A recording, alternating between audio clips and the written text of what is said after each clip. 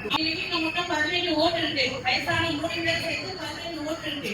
அந்த 17 ஓட்டுல எதிர்த்து கேட்டதுனால என்னன்னா இந்த நாட்டுல 6 பேருமே ஓட்டு ரிசைன் பண்ணிருந்தாங்க. நான் கேள்வி கேட்டதுனால வயசானது கேள்வி கேட்க மாட்டாங்க. எங்க வீட்டுல 4 பேர் கேள்வி கேட்டதுனால எங்க 4 பேருக்குமே வரல. அவ்வளவுதான். இதுக்கப்புறம் நான் என்ன பண்ணேன், ஒரு 2 மாசத்துக்கு முன்னாடி நம்ம வீட்டுக்கு வந்துருந்தாங்க. அப்ப நான் கேட்டதுக்கு இல்லம்மா மிஸ்டேக் கிடையாது, பேர் இஸ்லாம் பேரு கிடையாதுதாங்க. அது அப்டேட் பண்ணி கொடுத்ததுக்கு அப்புறம் நேற்றுதான் எனக்கு பேரே வந்திருக்கு.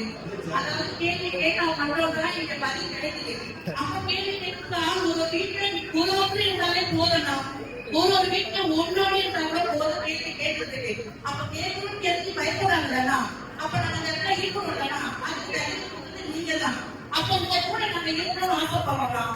இன்னொரு விஷயம், நாங்க வேலைக்கு போற இடத்துல பெரிய விஷயமா நடந்துட்டு இருக்காங்க, நிறைய பேர் சொல்ல மாட்டாங்க. நான் வந்து இப்போ ரயில்வே ஸ்டேஷன்ல வேலை செய்யறேன். என்ன வேலைன்னா போட்டுறேன், அதாவது வெயிட் போற வேலை.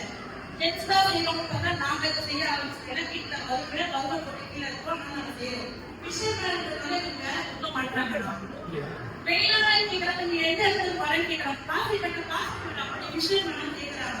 ஏன்னா நாங்க செய்யறாங்கன்னா மீன் மட்டும் தான் வைக்கணுமா, மீன் பிடிக்கிற தொழில் மட்டும் தான் நம்ம போகணுமா?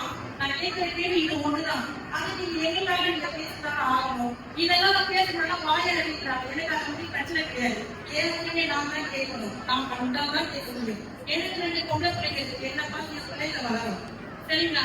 இன்னொரு ஹிந்தி தெரியுமான்னு கேட்கறாங்க. நான் ஏன் ஹிந்தி கத்துக்கணும்?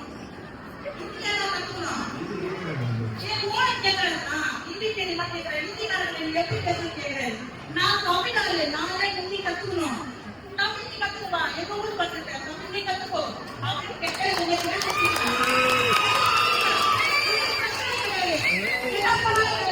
சாப்பாடு கடை போட்டா கூட வேலை சிலபஸ்னா